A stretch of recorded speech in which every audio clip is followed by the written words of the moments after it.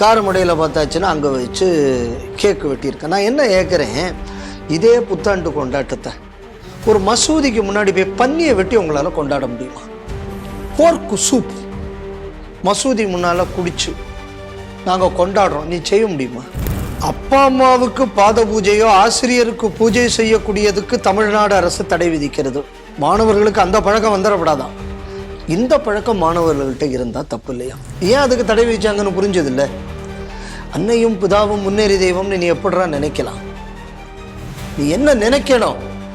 பாட்டிலும் பீடியும் முன்னேறி தெய்வம், கூலிப்ஸ் போடுவது சாலவும் நன்று, காஜா பீடி நெஞ்சு குருதி, ஆளும் வேலும் பல்லு குருதி நீ படிக்காதே, காஜா பீடி நெஞ்சு குருதின்னு படி.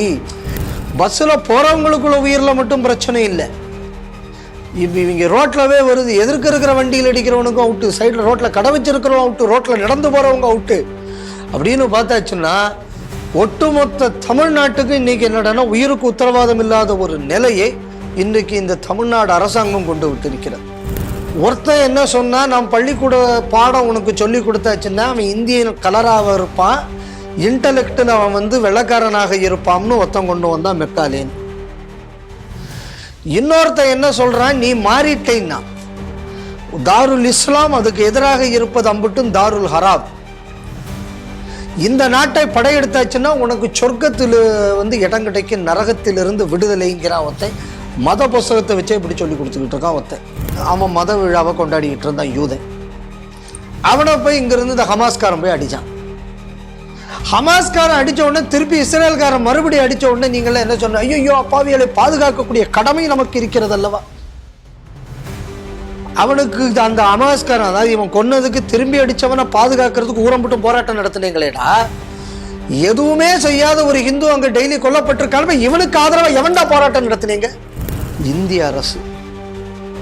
நாங்கள் இங்கிருந்து அதை பார்த்து கொண்டுதான் இருக்கிறோம், உன்னிப்பாக கவனித்து கொண்டு இருக்கிறோம். நிலைமை மோசமடைகிறது. இந்த மாதிரி லெட்டர் கொடுக்கறத நிறுத்திட்டு, அதாவது லவ் லெட்டர் கொடுக்கறத நிறுத்திட்டு, சிந்தூரில் என்ன பண்ணணுமோ இங்கே அந்த அளவு பெருசாக ஒன்றும் தேவையில்லை. இதற்கு இந்திய அரசு தயாராகாவிட்டால் பாகிஸ்தானில் 1947களில் எப்படி இந்துக்கள் ஒட்டுமொத்தமாக அழிக்கப்பட்டார்களோ இந்த மாதிரியான சம்பவம் இன்று வங்கதேசத்தில் நடப்பதற்கான சாத்தியக்கூறுகள் அதிகமாக தென்படுகிறது.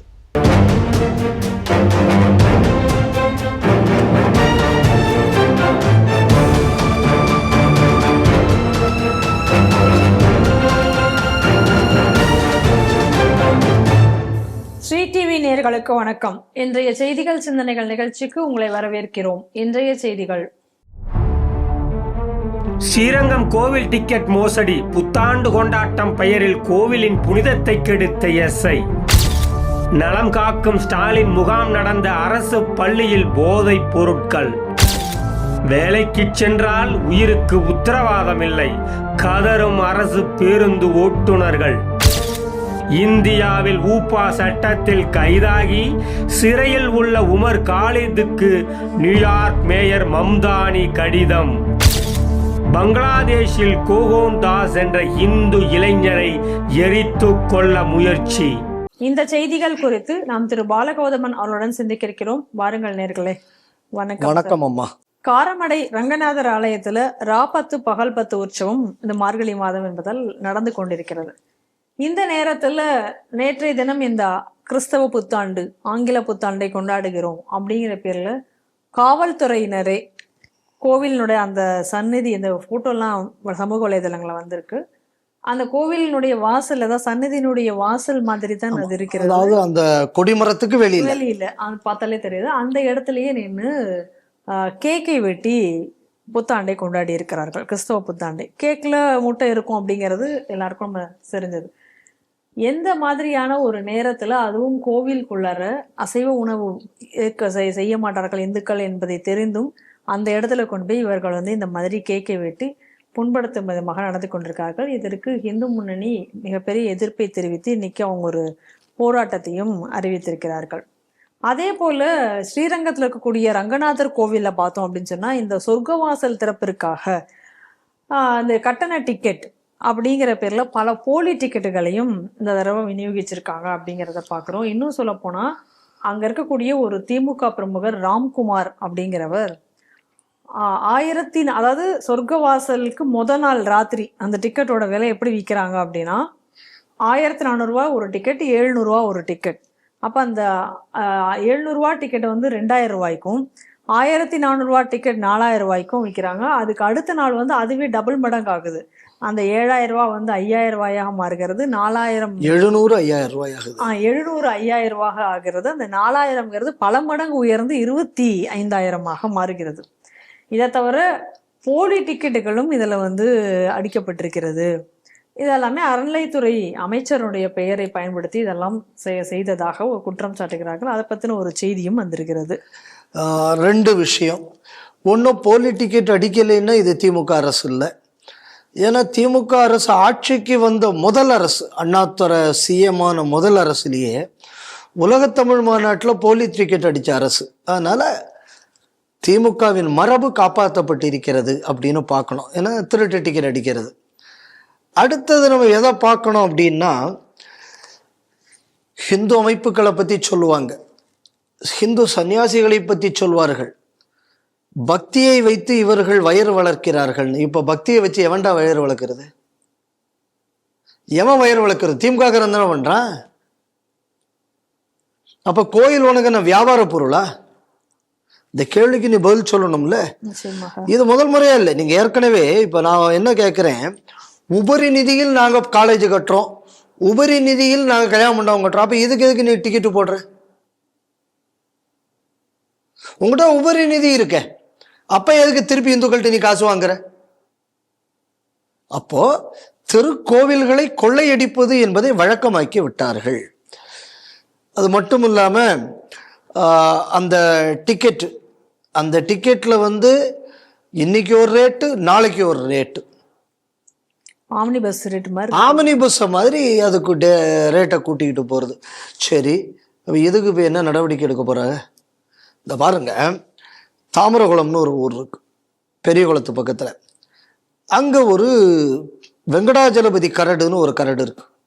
அங்க ஒரு பெருமாள் கோவில் இருக்கு. அந்த பெருமாள் கோவில்ல 2 வருஷத்துக்கு முன்னாடி, போன பிப்ரவரி மாதம், இப்போ இந்த பிப்ரவரி வந்தோன்னா 2 வருஷம் ஆக போகுது. இதுக்கு முன்னாடி பாலாலயம் பண்றேன் அப்படின்னு பாலாலயம் பண்ணிட்டு போனானுங்க. 2 வருஷமா ஏரியா பக்கமே போகலை. வேடிக்கை என்ன நடந்திருக்கு அப்படின்னா, அந்த கரடுக்கு பேரே வெங்கடாஜலபதி கோயில் கரடு. அப்போ அந்த கரடே பெருமாளுக்கு சொந்தம். அதில் ஒரு கிறிஸ்தவம் கட்டி காலேஜை வச்சு விட்டான். இப்போ அதுக்கு மேலே போய் ஒரு துணுக்கம் ஒரு இதை கட்டி வச்சிருக்கான், தர்கான்னு ஒன்று கொண்டு புதுசாக வச்சிருக்கான். இவன் அங்க கொண்டு போய் இவன் இப்ப நீங்க சொன்னீங்களே அந்த மாமிசம், அந்த முட்டை கேட்க கோவில் கொடிமரத்துக்கு முன்னாடி, அங்கவே அவன் வந்து கறி போட போயிருக்கான். எதிர்ப்பு தெரிவித்த இந்துக்களை கைது செய்து உள்ள வச்சானுவன்.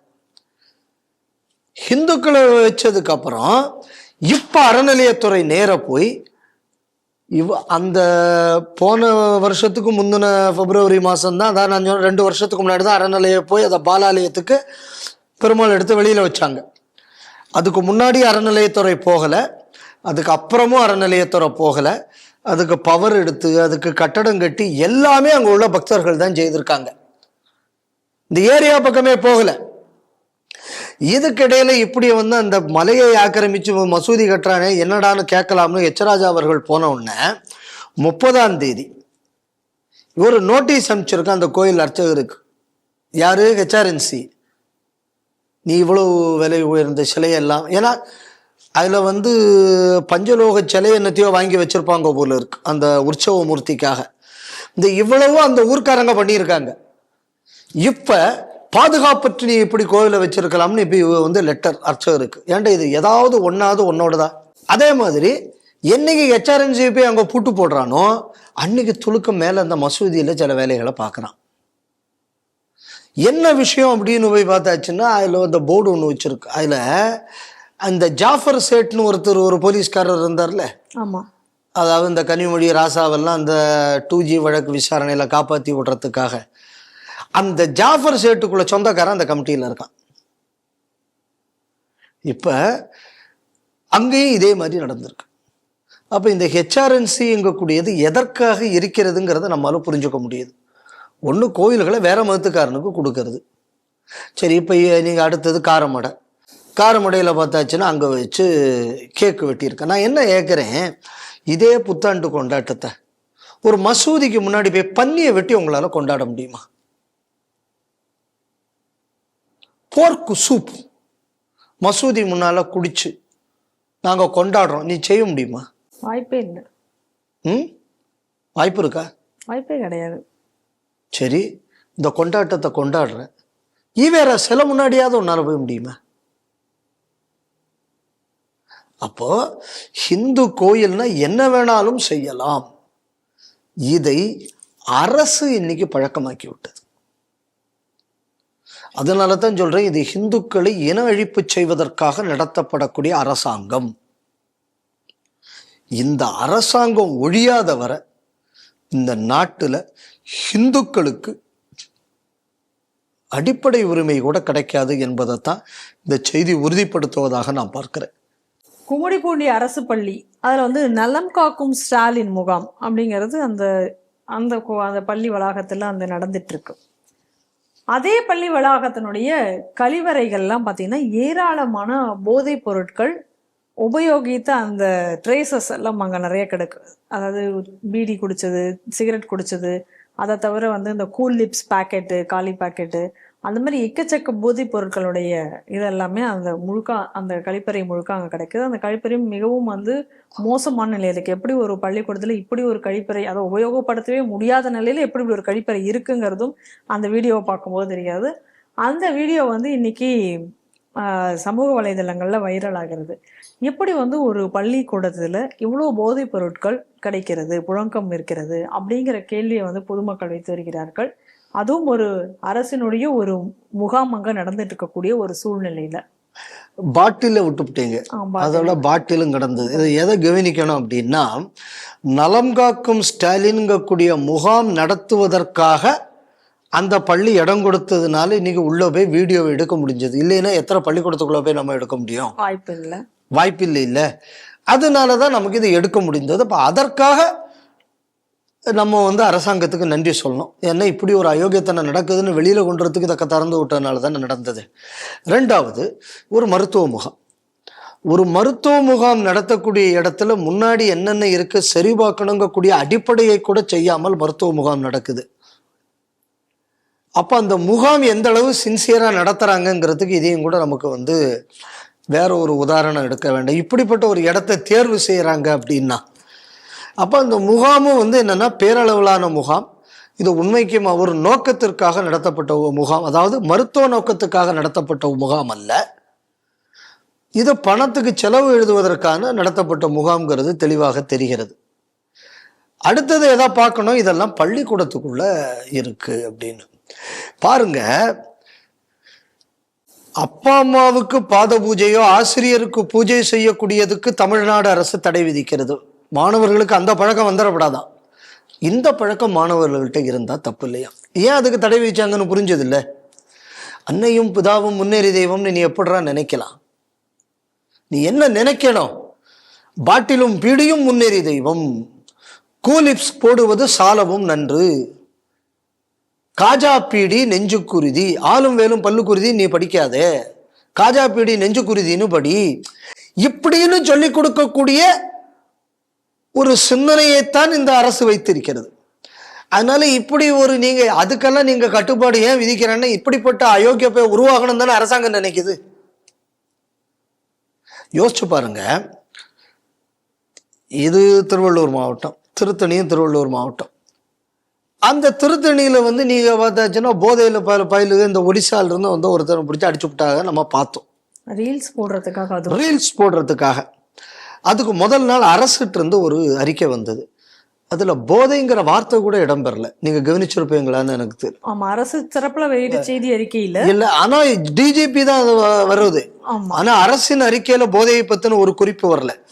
ரெண்டாவது, நீங்க தொடர்ந்து பாத்தீங்கன்னா தமிழ்நாடு அரசு பண்ணக்கூடிய ஒரு இது என்ன அப்படின்னா, எதை கேட்டாலும் கஞ்சா போதை.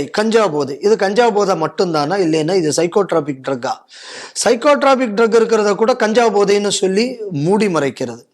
ஏன்னா சைக்கோட்ராபிக் ட்ரக் பழக்கம் இருக்கு அப்படிங்கக்கூடிய ஒரு ரெக்கார்டே ஏற்பட்டு விடக்கூடாது. ஏன்னா நீங்கள் அந்த ட்ரக்கை யூஸ் பண்ணியிருந்தீங்கன்னு வைங்க, அதுக்கு தண்டனை கொஞ்சம் கடுமையான தண்டனை. அப்போ தொழிலில் இருக்கக்கூடியவங்க யார் யாருங்கிறது நமக்கு தெரியும். ஏன்னா அவன் பேர் என்ன, இந்த ஜாஃபரா ஒருத்தன், ஜாஃபர் சாதிக்கு, அவன் அரெஸ்ட் ஆகும்போது பத்திரிகைக்காரங்க அவன் ரைடு நடக்கிற இடத்துக்கு போகிறாங்க. அப்போ சிற்றரசுங்கக்கூடிய திமுககாரருக்குள்ள அடியாளுகள் போய் பத்திரிகைக்காரங்களை அடிக்கிறாங்க.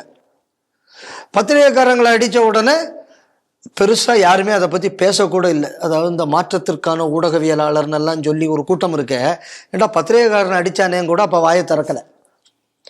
அப்போ இந்த போதை தொழில் என்பதை அரசாங்கம் பாதுகாக்குது. நீங்க நல்லா புரிஞ்சுக்கணும். ஏன்னா அப்ப நீங்க இந்த நான் முன்னாடி ஒரு நம்ம ஆளுநர் இருக்க சந்திச்சோம் கொஞ்சம் வருஷங்களுக்கு முன்னாடி. அப்ப நான் அவர்கிட்ட சொன்னேன், இப்படி தமிழ்நாட்டில் இந்த மாதிரியான ஒரு இது நிறைய இருக்குன்னு. அப்போ அவர் என்கிட்ட என்ன சொன்னாரு, அப்படி எந்த நார்கோட்டிக்ஸ் டிபார்ட்மெண்ட் அப்படியெல்லாம் சீஸ் பண்ணினதாக தெரியலையே அப்படின்னாரு அவர். ஐயா இதான் ஐயா யதார்த்தம் அப்படின்னு கேட்டுக்கிட்டாரு.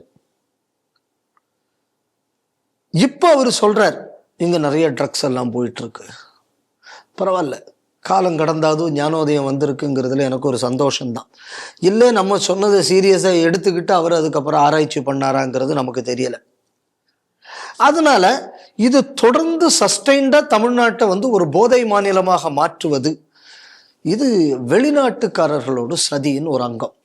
என்ன அப்படின்னா, இப்போ டீமோகிராஃபிக் டிவிடெண்ட் நமக்கு சாதகமாக வரும்போது இங்கே உள்ளவனெல்லாம் நீங்கள் போதைக்கு அடிமை ஆக்கியாச்சுன்னா, இவனோட ப்ரொடக்டிவிட்டி குறைஞ்சது அப்படின்னு சொன்னால் உங்களோட பாப்புலேஷன் உங்களோட அசட்டாக மாறுவதற்கு பதில் உங்களுக்கு லைபிலிட்டியாக மாறும். அதுக்காக வேண்டி எல்லாவனும் பம்பின் பண்ணுறான். அப்போ இது இந்த நாட்டை அடிமையாக்குவதற்காக ஒரு எதிரி நாடு செய்கிறது என்று தெரிந்தும் இந்த மாதிரியான பழக்கங்களை இந்த நாட்டில் ஒரு மாநில அரசு வளர விடுகிறது என்றால் இந்த அரசு தேச துரோக அரசு இல்லாமல் என்ன அரசு? யோசிச்சு பாருங்க. இன்னைக்கு பள்ளிக்கூடத்தில் இவ்வளவும் கிடைச்சிருக்கு.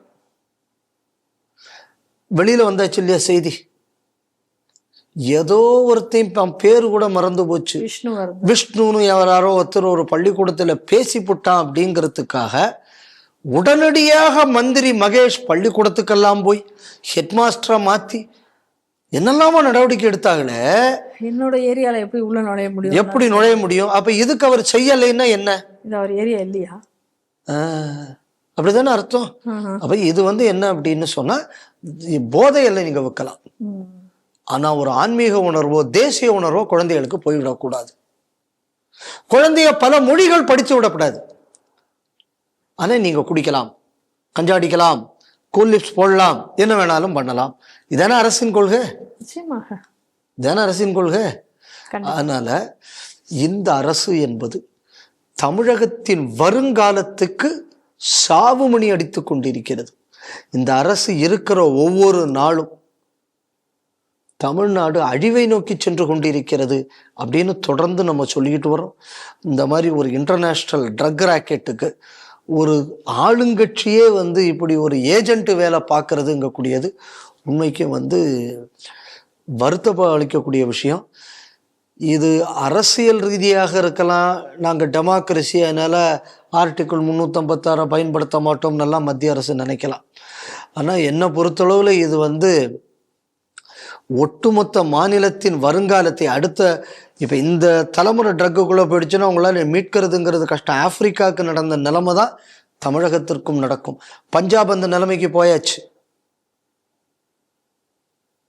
ஆனால் இன்னமும் மத்திய அரசு எந்த கடுமையான நடவடிக்கையும் எடுக்காமல் இருப்பது என்பது மத்திய அரசின் மீது உள்ள நம்பிக்கையும் நமக்கு குறைத்து கொண்டிருக்கிறது என்பதுதான் உண்மை.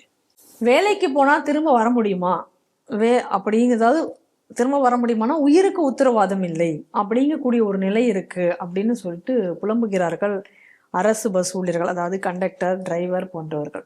காரணம் என்ன அப்படின்னு சொன்னோம் அப்படின்னு பார்த்தா, பிரேக்கு, லைட்டு, டயர் இது எதுவுமே சரியில்லை வண்டியில. அதாவது குறிப்பா இந்த விரைவு போக்குவரத்து கழகத்துல இப்போ 1050 பஸ்ஸுகள் இருக்கு. ஆனா இது எதுவுமே அதுல இருக்கிறது எல்லாமே தரமற்ற டயர்கள், பிரேக் ஃபெயிலியர், அதை வெளிச்சம் கிடையாது, ஹெட்லைட்டில் வெளிச்சமே கிடையாது, சரியான ஒரு பராமரிப்பு இல்லை, உதிரி பாகங்கள் போட்டால் அதுவும் தரமற்ற உதிரி பாகங்களை தான் ரீப்ளேஸ் பண்ணுறாங்க அப்படிங்கக்கூடிய ஒரு பெரிய குற்றச்சாட்டை வைத்திருக்கிறார்கள். இதனால தான் வந்து இன்னைக்கு வந்து பல ஆக்சிடென்ட்டும் நடக்கிறது. உதாரணத்துக்கு சொல்ல போனால் இப்போ கடலூர் மாவட்டத்தில் ராமநத்தத்துக்கு அருகே வந்து ஒரு விபத்து ஏற்பட்டது. அந்த விபத்தில் வந்து 10 பேர் உயிரிழந்தார்கள். அதுக்கு முக்கிய காரணமே அந்த டயர் வந்து சரியில்லாமல் இருந்தது தான். ஏன்னா டயர் எல்லாம் வந்து புது டயரே அவங்க மாத்துறதே கிடையாது. புது டயரை தான், ஒரிஜினல் டயரை தான் வந்து முன்பக்க டயரில் போடணும். ஆனால் அதுக்கு பதிலாக அவங்க என்ன பண்ணுறாங்கன்னா ரீத்ரெட்டிங் பண்ணி அதே டயரை திரும்ப அவங்க போடுறாங்க. அதே போல் அந்த தொழிற்சங்க நிர்வாகிகள்லாம் சொல்கிறது என்ன அப்படின்னா, தொழில்நுட்ப பிரிவில் அப்படின்னு சொல்லி ஒரு 600 பணியிடங்கள் காலியாக இருக்குது. புது அப்பாயின்மெண்ட்டுங்கிறது 26 வருஷத்துக்கு முன்னாடி ஒரு அப்பாயின்மெண்ட் பண்ணுறாங்க. அதனால லாஸ்ட் அப்பாயின்மெண்ட், அது இருக்கிறது இது வரைக்கும் அப்பாயின்மெண்ட்டே கிடையாது. அப்படிங்கும் பொழுது எப்படி இருக்கும்? ஒரு டயர் போட்டாங்க அப்படின்னு சொன்னால் அந்த டயரை வந்து வெடிக்கிற வரைக்கும் அதை உபயோகப்படுத்த சொல்லி வற்புறுத்துறாங்க. இந்த மாதிரி வந்து இப்போ சில ஒரு இந்த பஸ் பிரேக் டவுன் ஆகி நிற்கிறதெல்லாம் நம்ம பார்த்துருக்கோம். லாஸ்ட் மந்த் மட்டும் 190 பஸ் வந்து இந்த மாதிரி பிரேக் டவுன் ஆகி நின்றுருக்கு. ஸோ இதனால வந்து எங்களுக்கு வந்து உயிருக்கு உத்தரவாதமே இல்லை. அவங்க கொடுக்குற ஹெட்லைட்டை மட்டும் வச்சு நாங்கள் வண்டி ஓட்டணும் அப்படின்னு சொன்னால் எங்கள் உயிர் மட்டும் இல்லை, பயணிகள் உயிரும் என்ன ஆகும்னு தெரியாது. அதனால நாங்கள் வந்து எங்கள் சொந்த செலவில் ஒரு எக்ஸ்டர்னலாக ஒரு ஹெட்லைட் வாங்கி மாட்டிடுவோம். அதில் அந்தந்த டிரைவர் டியூட்டி முடிஞ்சு போகும்போது அந்த ஹெட்லைட்டை நாங்கள் கழட்டி எடுத்துகிட்டு போயிடுவோம். இந்த நிலையில தான் இன்னைக்கு இருக்கு அப்படின்னு சொல்லி அவங்க சொல்கிறார்கள். பரவாயில்ல, இப்போ டிரைவர் கண்டக்டர் யூனிஃபார்மில் இப்போ ஹெட்லைட்டையும் சேர்த்துக்கணும் போல இருக்கு. நிச்சயமா அவங்க யூனிஃபார்ம் போகும்போது இப்போ நீலமோ இல்லைன்னா காக்கியோ போடும்போது கையில் இனிமேல் ஒரு ஹெட்லைட்டையும் கொண்டு போக வேண்டிய இது இருக்கு. பரவாயில்ல. அதாவது பாரதிதாசன் இவங்கள்லாம் திமுகவை பற்றி ஒன்று சொல்லுவாங்க. அதாவது சொல்லக்கூடாத ஒரு வார்த்தை, இந்த லைட்டு பிடிக்கிறவங்கிற மாதிரியெல்லாம் அவர் வந்து கடுமையாக சாடியெல்லாம் பேசியிருக்கிறார்கள். இந்த அரசு இப்போ தமிழ்நாட்டில் இருக்கக்கூடிய ஊழியர்களை இந்த லெவலுக்கு கொண்டு வந்து விட்டதுங்கக்கூடியது உண்மைக்குமே வந்து வேதனைப்படக்கூடிய ஒரு விஷயமாக நான் பார்க்கிறேன். ரெண்டாவது இது என்ன அப்படின்னா, உயிருக்கு உத்தரவாதம் இல்லை. அப்போ ஒன்று அங்கே ஊழல்னால பணம் இல்லையா, இல்லைன்னா பண ஒதுக்கீடே ஒழுங்காக பண்ணவில்லையா, இதை பற்றி நமக்கு என்ன விவரம்னு தெரியலை. ஆனால் இந்த காரணத்துக்காக இவ்வளவு பொதுமக்கள் உயிர் இன்னைக்கு வந்து பணயம் வைக்கப்படுகிறது. அதனால தான் ஏற்கனவே சொல்கிற மாதிரி திமுகவில் இருக்கிறவனும் திமுக அரசில் இருக்கக்கூடிய அதிகாரிகளும் திருடுவதற்கு, அரசு அதிகாரிகள் கூட திருடியாச்சுன்னா அதுக்கு ஏதோ கமிஷன் வேற மந்திரி வேற கொடுக்கறதாக எல்லாம் சொல்கிறாங்க. நமக்கு அது என்னன்னு முழுமையாக தெரியலை. ஸோ அந்த மாதிரி திருடுவதற்காக இன்று வந்து சாதாரண மக்களுக்குள்ள உயிர் பணயம் வைக்கப்படுகிறது. பஸ்ஸில் போகிறவங்களுக்குள்ள உயிரில் மட்டும் பிரச்சனை இல்லை. இப்போ இவங்க ரோட்லவே வருது, எதிர்க்க இருக்கிற வண்டியில் அடிக்கிறவனுக்கும் அவுட்டு, சைடில் ரோட்டில் கடை வச்சிருக்கிறவங்க அவுட்டு, ரோட்டில் நடந்து போகிறவங்க அவுட்டு அப்படின்னு பார்த்தாச்சுன்னா ஒட்டுமொத்த தமிழ்நாட்டுக்கு இன்னைக்கு என்னடானா உயிருக்கு உத்தரவாதம் இல்லாத ஒரு நிலையை இன்றைக்கு இந்த தமிழ்நாடு அரசாங்கம் கொண்டு விட்டிருக்கிறது. அரசு ஊழியர்கள் நலத்துக்காக போராடக்கூடியவர்கள் முதல்ல அவங்க உயிருக்காக முதல்ல போராடணுங்கிறன. எங்களுக்கு சம்பளத்தை கூட்டித்தாங்க, எங்களுக்கு இதுக்கெல்லாம் போராடுறவங்க முதல்ல உங்க உயிருக்கு போராடுங்க. ஆனா இந்த ஒரு சூழல்ல கூட யோசிச்சு பாருங்க, இந்த வண்டி ஓட்டுறவங்க அவங்க சம்பளத்துல லைட்டு வாங்கி இது பண்றாங்க. ஒண்ணு அவங்க பாதுகாப்பு, அவங்கள நம்பி வண்டியில வரக்கூடிய பேசஞ்சரோட பாதுகாப்பு, இதை தவிர வீதியில் இருக்கிறவங்க பாதுகாப்பு அப்படின்னு சொன்னா இந்த டிரைவர் கண்டக்டர்களுக்கு இருக்கக்கூடிய ஒரு சமுதாய உணர்வு கூட இல்லாத ஒரு அரசாங்கம் இருக்குன்னு அது இந்த அரசாங்கம் தான். அவங்க சொந்த சம்பளத்தை போட்டு அதை வாங்கி வைக்கிறாங்க இல்லையா? ஏன்னா ஒரு உயிர் சேதம் வந்து விடப்படாது அப்படிங்கிறதுக்காக. ஆனால் அந்த உயிரை பாதுகாப்புக்கிறதுக்குன்னு இருக்கக்கூடிய அரசாங்கத்துக்கு அந்த ஒரு பொறுப்பு இருக்கா பாருங்க, இல்லை. அப்படின்னு சொன்னா இந்த அரசாங்கம் தன் கடமையிலிருந்து தவறி விட்டதா இல்லையா? நிச்சயமாக ஒரு கடமை தவறிய அரசாங்கமாகத்தான் நம்ம பார்க்கணும். இதுக்கு இடையில என்ன அப்படின்னா, பிரைவேட் பஸ் எல்லாம் நாங்கள் கூட பணத்துக்கு வாடகைக்கு எடுத்து ஓட்டுறோங்கிறாங்க இந்த பண்டிகை காலங்கள்ல. அப்ப அதுக்கும் உனக்கு பணம் இருக்கு, அப்ப அந்த பணம் ஏன் இதுக்கு செலவு பண்றதுக்கு இல்லையா உனக்கு? ஏன்னா அப்ப அதுல கமிஷன் அடிக்க முடியும். இதுல ஒரு லெவலுக்கு மேல கமிஷன் அடிக்க முடியாது. இன்னொன்னு, எக்ஸ்ட்ரா வண்டியை விடலான்னு வண்டி இருக்கு, டயர் இல்ல, வண்டி இருக்கு, ஹார்ன் இல்ல, பைப் இருக்கு, பம்ப் இல்ல, அப்புறம் டேங்க் கட்டியதுக்கு. அந்த மாதிரி ஆயிடுச்சு இப்ப நிலைமை. இப்ப அதுல கூட இந்த பிரைவேட் பஸ்ஸை ஓட்டுறது, அதில் ஓட்டுறது, இதிலெல்லாம் பைசா அடிக்கிறதுக்கு கணக்கு பண்ண தெரிஞ்சவங்க ஏன் இதை சீர் செய்வதற்கு தயாராக இல்லை? இன்னைக்கு ஒரு ரொம்ப ஒரு கவலை அளிக்கக்கூடிய விஷயமாக நான் இதை பார்க்குறேன். ஏன்னா இது ஓட்டுற டிரைவர் கண்டக்டர் மட்டும் இல்லை, ஒட்டுமொத்த மக்களுக்குள்ள பாதுகாப்பையும் இன்று ஊழல் கேள்விக்குறியாகிவிட்டது. நிர்வாக திறனின்மை கேள்விக்குறியாகிவிட்டது. இதெல்லாம் கேள்விக்குறியாக்கி விட்டதுக்கு யார் பதில் சொல்ல போறா இந்த கேள்விகளுக்கு? இப்ப இதுதான் திராவிட மாடல் ஆட்சியா? தமிழ்நாட்டில் இந்தியாவிலேயே முதல் இடத்தில் இருப்பது தமிழ்நாடா? இங்கிருந்து தான் நம்மெல்லாம் கதையெல்லாம் படிக்கணுமா? இந்த வக்கனையா பேசுறதுக்கெல்லாம் குறவு இல்லை. இன்னைக்கு இதுல இருந்து தமிழகத்தை எப்படி நீங்க காப்பாற்ற போறீங்க? இப்ப பிரைவேட் பள்ளிக்கூடத்துல இருந்தெல்லாம் வண்டியை வாங்கி கட்சிக்கு யூஸ் பண்ண தெரியுது இல்ல, உதயநிதி கூட்டத்துக்கு ஆள் கூட்டு போறதுக்கு. அப்ப ஏன் அங்க போய் நீங்க வண்டி எடுக்கிறீங்க? ஏன்னா அவன் வண்டியை ஒழுங்கா வச்சிருப்பான், இல்லைன்னா ஆர்டிஓ ஃபைன் போடுவாங்கிற பயத்துல அவன் ஒழுங்கா வச்சிருப்பான். அப்போ உன் கட்சிக்காரன் மட்டும் நல்ல வண்டியில போகணும், அதுவும் அடுத்தவன் செலவுல. அரசாங்க வண்டி ஏன் நீ எடுக்கிறது இல்லை? ஏன்னா உனக்கே நம்பிக்கை இல்லை அது எப்படி கவுரும்னு. எடுத்தா சட்டவிரோதங்கிறது ஒண்ணு, அப்ப கூட நான் காசு கொடுத்து தான் அதை எடுக்கிறேன்னு. அப்ப காசு கொடுத்து எடுக்கிறதுக்கு கூட நீ கவர்மெண்ட் வண்டிக்கு ஏன் போறதில்லை? ஏதாவது எம்எல்ஏ எம்பி குடும்பத்துக்காரன் கவர்மெண்ட் ஆஸ்பத்திரிக்கு போறான்னு ட்ரீட்மெண்ட்டுக்கு கிடையாது, போறதில்லை. இல்ல, ஏன்னா அவனுக்கு தெரியாது எந்த லட்சணத்துல இருக்குன்னு. அதே மாதிரிதான் இதுவும். அதனால இந்த அரசின் லஞ்ச ஊழல், மனுஷ உயிர் போனாலும் பரவாயில்ல, நானும் என் குடும்பமும் வாழணும் இங்க கூடிய அளவுக்கு ஒரு கொடூரமான ஒரு கொடுங்கோல் ஆட்சி என்பது நடந்து கொண்டிருக்கிறது.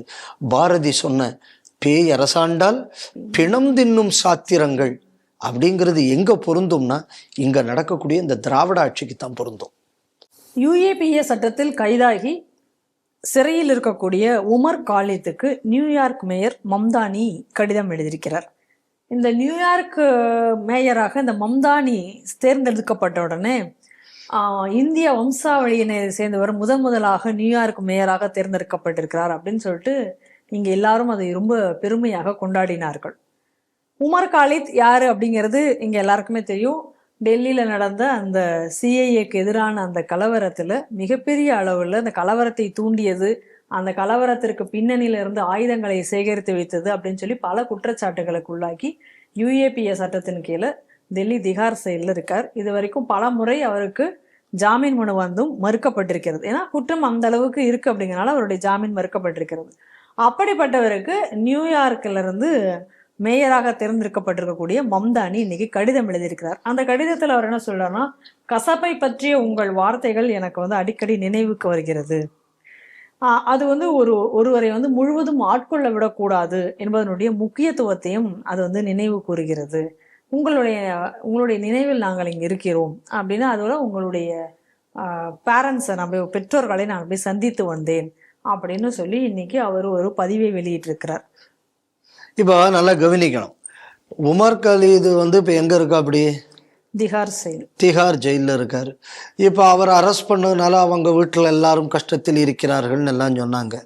அவங்கள இப்போ அவங்க அப்பாவும் அம்மாவும் மம்தானியை அமெரிக்காவில் போய் சந்திச்சிருக்காங்க. இப்போ என் கேள்வி என்ன அப்படின்னா, இப்போ அவங்களுக்கு ஸ்பான்சர் பண்ணது யாரு? ரெண்டாவது, மம்தானியை அவங்கள போய் பார்க்கணும். அப்ப மம்தானிக்கு இவங்களுக்கு உள்ள தொடர்பு என்ன? அப்ப இதுல இருந்து நமக்கு தெரிஞ்சுக்க வேண்டிய ஒரு விஷயம் என்ன அப்படின்னு சொன்னா, ஆன்டி CAA ப்ரொட்டஸ்ட், அதை தொடர்ந்து நம்ம நாட்டுக்குள்ள வடகிழக்க துண்டாடி விட்டாச்சுன்னா எல்லாம் முடிஞ்சு போகும்னு இந்த உமர் காலித் பேசினது, இது எல்லாமே ஒரு இன்டர்நேஷனல் கான்ஸ்பிரசி ஆங்கிளுக்குள்ள இருக்கா இல்லையா? ஆமா. இதைத்தான் நம்ம திருப்பி திருப்பி சொல்லிக்கிட்டு வர்றோம். இதெல்லாம் சாதாரண போராட்டம் இல்லை. நம்ம ஊரில் நடக்கிற ஆன்டி சிஏஏ ப்ரொட்டஸ்ட் உட்பட இந்த ஒரு சர்வதேச சதியின் அங்கம் என்பதை வந்து நமக்கு இப்போ உறுதியாக்குகிறது இந்த சந்திப்பு, இந்த லெட்டர். இதில் அடுத்த ஒரு விஷயத்தை எதை கவனிக்கணும்னா, இந்திய வம்சாவளியை சேர்ந்தவர்னு எல்லாரும் வந்து அதுக்காக வேண்டி ரொம்ப, அவன் இந்திய இவன் ஜெயிலில் இருக்கிறவனும் இந்திய வம்சாவளியை சேர்ந்தவன் தான். உமர் காலித் அவனே இந்திய வம்சாவளியை சேர்ந்தவன் தான். இதுதான் நம்ம என்ன சொல்ல வரோம் அப்படின்னு சொன்னால், இந்திய வம்சாவளியில் சேர்ந்தவர்களையே இந்தியர்கள் இல்லாமல் ஆக்குவது தான் இந்த அந்நிய சக்திகளுக்குள்ள வேலையை. நல்லா புரிஞ்சுக்கணும். ஒருத்தன் என்ன சொன்னா, நான் பள்ளிக்கூட பாடம் உனக்கு சொல்லி கொடுத்தாச்சுன்னா அவன் இந்தியன் கலராக இருப்பான், இன்டலெக்டில் அவன் வந்து வெள்ளக்காரனாக இருப்பான்னு ஒருத்தன் கொண்டு வந்தான் மெக்காலேன்னு.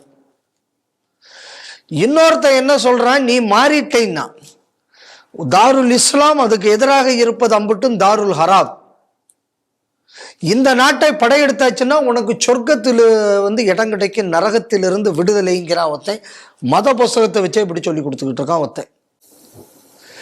மூணாவதா ஒருத்தன் இருக்கான், அவன் என்ன சொல்றான் அப்படின்னா, நாடு, இனம், மொழி இதெல்லாம் மனிதர்களால் ஏற்படுத்தப்பட்ட ஒரு தடுப்புகள், இது எதுவுமே கிடையாது, உலகம் முழுவதும் ஒன்றும்பா. என் கேள்வி என்னென்னா, அப்போ ஏன்டா மெட்ராஸில் அங்கங்கெல்லாம் கம்யூனிஸ்ட் ரஷ்ய ஆட்சி இருக்கும்போது ரஷ்யன் கல்ச்சரல் சென்டர்னு வச்சேன்? இந்த கம்யூனிஸ்ட் ஆட்சின்னு வந்தாச்சுன்னா உலகத்தில் அந்த மாதிரி பிரிவு கிடையாது இல்லை. அப்புறம் எங்கேருந்து ரஷ்யன் கல்ச்சர் வந்தது? வந்திருக்க கூடாது இல்லை. மேண்ட்ரின் மொழியை ஏன்டா ஊர் மொழிக்கு இப்போ சொல்லிக்கிட்டு இருக்க? ஒரு பொது மொழியை கொண்டு வா. அப்போ இந்த மாதிரி பேசக்கூடியவன்லாம் அன்னைக்கு ரஷ்யாவுக்கு அடிமை வேலை பார்த்தா இன்னைக்கு சீனாவுக்கு அடிமை வேலை பார்க்குறான். ஸோ அப்போ இவனுக்கு இந்த மூணு சித்தாந்தங்கள் இந்திய வம்சாவளியாக இருக்கலாம். இந்த மூணுல அவன் மாட்டிக்கிட்டான்னா அவன் இந்தியத்தன்மையை இழந்து விடுகிறான். ஏன்னா இந்தியத்தன்மையை இழக்க வேண்டும் என்று இந்த மூணு சித்தாந்தமும் அவனுக்கு சொல்லி கொடுக்குது. இதை முதல்ல இந்த அமெரிக்காவில் அதிகம் பிடிச்ச இந்திய முதல்ல புரிஞ்சுக்கணும். அடுத்தது நம்மூரில் உள்ளவனும் புரிஞ்சுக்கணும். இந்த மூணோட காம்பினேஷன் தான் இந்த மம்தானியும் சரி, இப்போ ஜெயிலில் இருக்கிற உமர் கலீத்தும் சரி, ரெண்டு பயல்களும் இந்த மூணோட காம்பினேஷன். இவன் ஜேஎன்யூ புரிஞ்சுக்கணும். ஸோ இதோட காம்பினேஷன் தான் இவன். ஸோ இப்போ அவன் என்ன சொல்றான், சர்வதேச நீதிமன்ற தரத்தில் இவருக்கு நீதி வழங்க வேண்டும். யாரு சொல்லியிருக்கா? மம்தானி. ஏண்டா அப்ப இதே இந்திய வம்சம்னு நீ சொல்ற, பங்களாதேஷ்ல இருக்கிறவனு இந்திய வம்சம் தானே. அங்க கொல்லப்பட்ட இந்துக்களுக்கு இதே சர்வதேச நீதி கொடுக்கணும்னு நீ கேட்டிருக்கலாம்ல? கேட்டிருக்கலாமே. குரான்ல இருக்கிறத தானட்டா அந்த நூபுர் சர்மா சொன்னா. அப்ப அம்புட்டு பேரும் பாஞ்சேங்களே. அப்ப இது சர்வதேச கருத்து சுதந்திரத்துக்கு விரோதமானதுன்னு இந்த மம்தானி பேசினானா? நூபுர் சர்மாவும் இந்திய வம்சாவளி தானே, வேற வம்சாவளி ஒன்றும் இல்லையே, இந்த வம்சாவளி தானே. அப்ப நீங்க நல்லா புரிஞ்சுக்கணும், கலரை வச்சு அவனுக்குள்ள அப்பா அம்மா எந்த ஊர்ல பிறந்தாங்கிறத வச்சு ஒரு ஆளை நம்ம ஆளு நம்ம நினைச்ச எடை போடுறது இங்க கூடியத மாதிரி மகா முட்டாள்தனம் உலகத்தில் இல்லைங்கிறதுக்கு இது ஒரு உதாரணம்.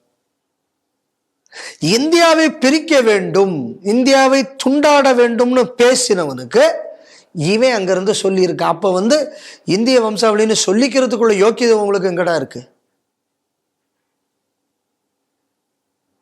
இந்த நாடே இருக்கப்படாது அப்படின்னு சொன்னதுக்காக வேண்டி ஜெயிலில் இருக்கிறவனுக்கு இவன் அங்கிருந்து ஆதரவு தெரிவிக்கிறான் அப்படின்னா, இவனை இந்திய வம்சாவளிக்காரன் நினைச்சு ஓட்டு போட்டான்ல, இவனை மாதிரி உலகத்துல முட்டாப்பையவனாவது இருக்க முடியுமா? அதனால நம்ம இதை எதை புரிஞ்சுக்கணும் அப்படின்னா, இந்தியாவில் நடக்கக்கூடிய பல போராட்டங்கள், நான் ஒவ்வொரு முறையும் சொல்லிட்டு இருக்கேன், இது ஒரு ஐசோலேட்டட் இன்சிடென்ட் அல்ல. நீங்க இவனுக்கு ஆதரவு தெரிவிக்கிறது யாரு? இந்த காங்கிரஸ்ல எதிர்கட்சி தலைவராக இருக்க அப்படி ராகுல் வின்சின்னு ஒருத்தன், அந்த ஆள் தான் இதுக்கு ஆதரவு தெரிவிப்பான் அடிக்கடி. அதாவது ஒரு பேர் பல சில்வெட்டுகள் இருக்கு, அதை விட்டுருங்க. ஒரு பெரிய ஒரு கட்சியின் தலைவர் இந்த ராகுல் வின்சி. இந்த ராகுல் வின்சி பாருங்க, இவன் அப்பப்போ இந்த வெளிநாடுகளுக்கு போயிட்டு இவனோடையே சேர்ந்து சுத்துறது.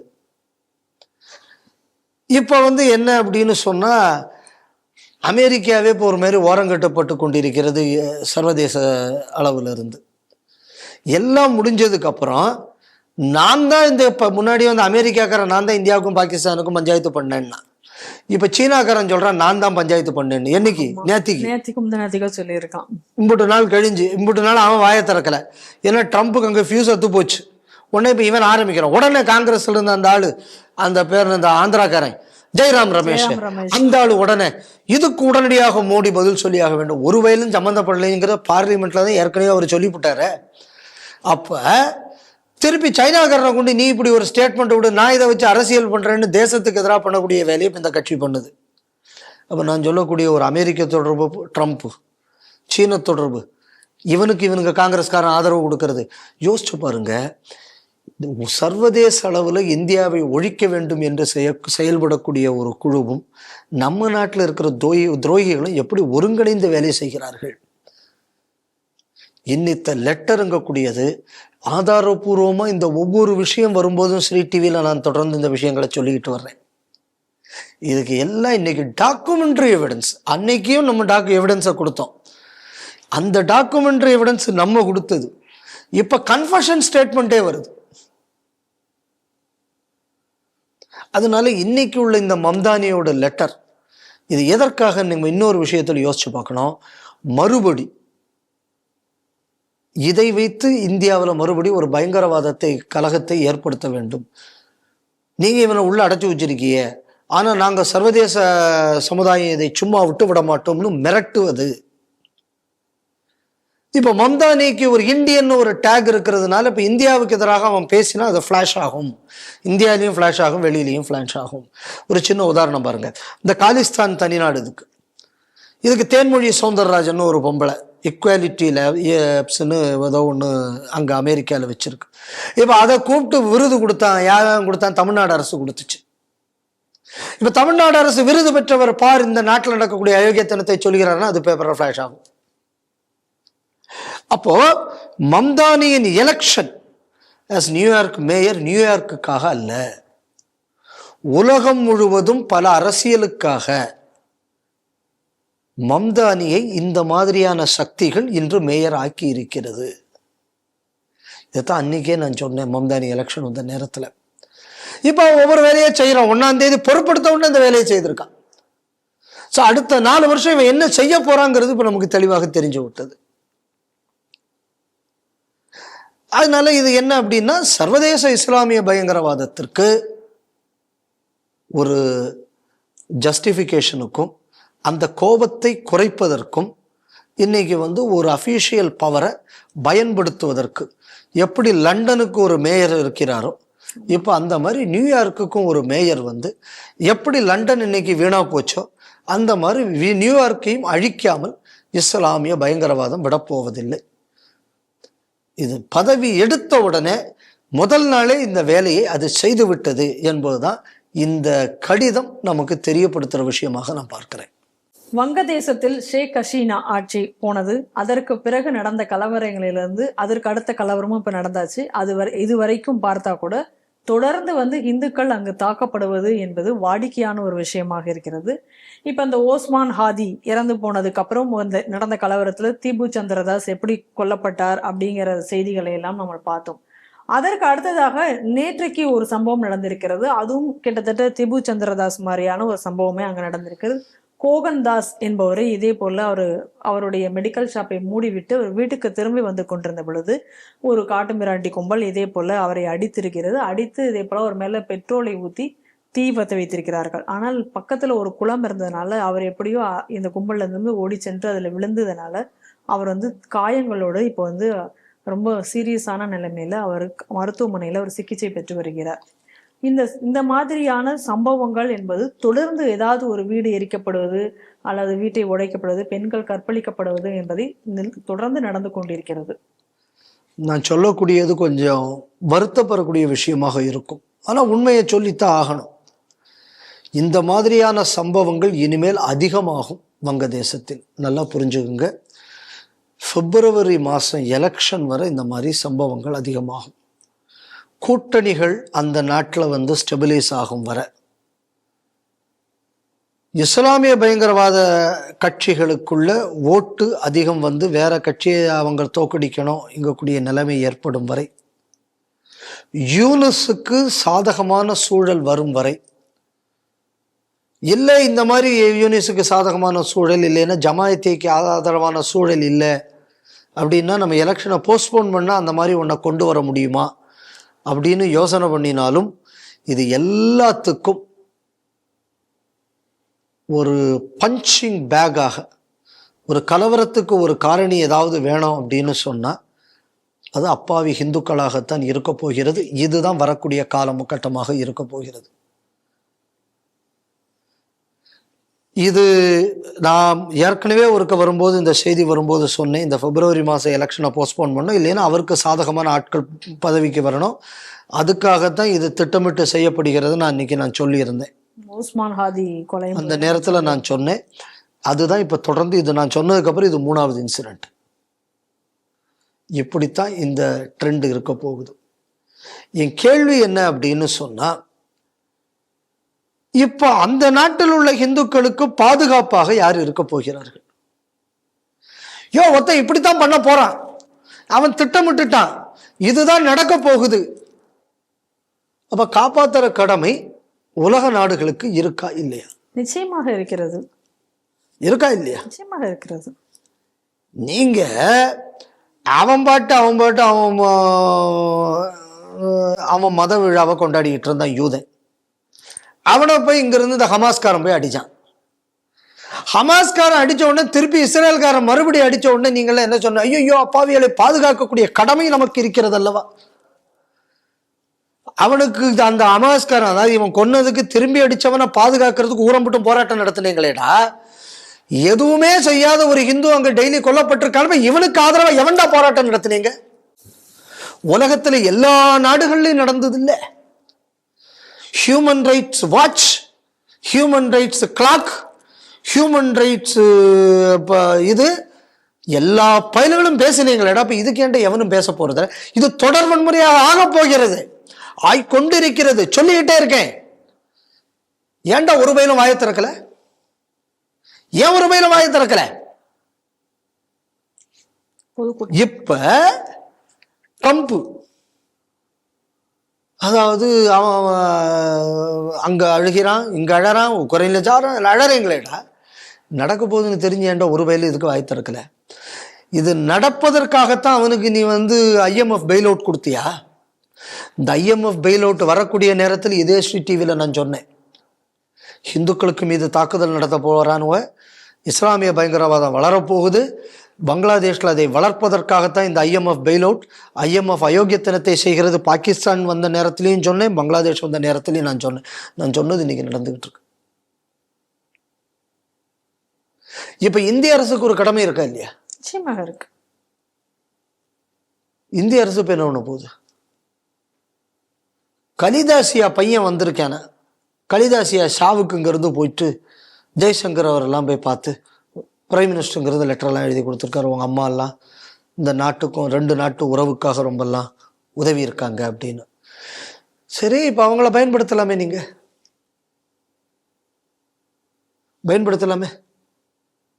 உங்க கட்சி சார்பாக இந்த மாதிரி தொடர் வன்முறைக்கு எதிராக நீங்க ஒரு போராட்டம் நடத்துங்களேன், கேட்கலாமே. ஏன் கேட்கல?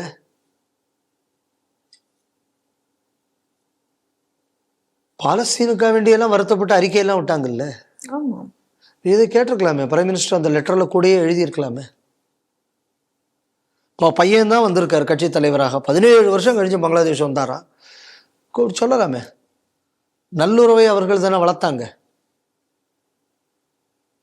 அப்ப இந்துக்களுக்குள்ள உயிர்னு வந்தாச்சுன்னா உங்களுக்கு இது எல்லாமே மறந்து போகுமா?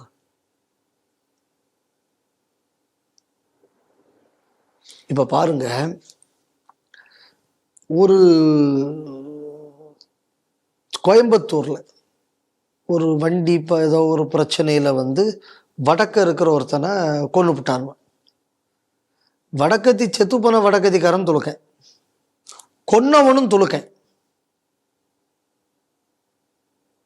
நம்ம கேள்வி என்ன அப்படின்னா, வடவர்களுக்கு எதிரான தாக்குதல்களுக்கு உள்ள லிஸ்ட்ல திருத்தணிக்கு கத்துன அளவு யாரும் இந்த இதுக்கு கத்தல. வடக்கே இது பெரிய, வடக்கில் உள்ள மீடியால இது பெருசா இதுக்கு கவரேஜ் வரல. 2 முஸ்லீம். அந்த வழக்கை என்னையே டேக் ஓவர் பண்ணிடுக்க அப்படிங்கக்கூடிய செய்தியை தான் நான் பார்த்தேன். அப்ப மதம் என்று வந்தால் மொழி, பிராந்தியம் எல்லாம் மறந்து போயிடுறது பாருங்க. உயிரும் மறந்து போயிடுறது. இன்னைக்கு வங்கதேசத்திலும் தொடர்ந்து நடந்து கொண்டு இருக்கக்கூடிய விஷயம்தான். அதனால இந்திய அரசு, நாங்கள் இங்கிருந்து அதை பார்த்து கொண்டுதான் இருக்கிறோம், உன்னிப்பாக கவனித்து கொண்டு இருக்கிறோம். நிலைமை மோசமடைகிறது. இந்த மாதிரி லெட்டர் கொடுக்கறத நிறுத்திட்டு, அதாவது லவ் லெட்டர் கொடுக்கறத நிறுத்திட்டு,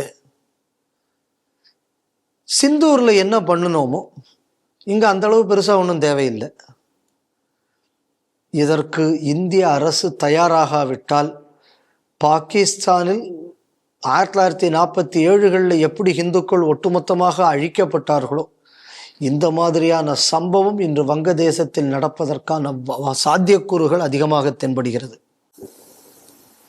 அன்னைக்கு நேருவும் காந்தியும் செய்ய தவறியதை, அந்த தவறை இன்று மோடியும் அமித்ஷாவும் செய்துவிடக்கூடாதுன்னு நான் நினைக்கிறேன். இதுக்கு கடுமையான நடவடிக்கையை, இராணுவ நடவடிக்கையா காவல்துறை நடவடிக்கையா அங்கக்கூடியதை அவங்க தான் முடிவு பண்ணணும். ஏன்னா நமக்கு கூட அவர்களுக்கு விவரம் அதிகம் தெரியும். அவர்கள் முடிவு செய்ய வேண்டும், செய்வார்கள் என்று நம்புகிறேன். நன்றி சார். வணக்கம். இந்த செய்திகள் சிந்தனைகள் நிகழ்ச்சி இத்துடன் நிறைவு பெறுகிறது. மீண்டும் நாளை சந்திப்போம். நன்றி, வணக்கம், ஜெய் ஹிந்த்.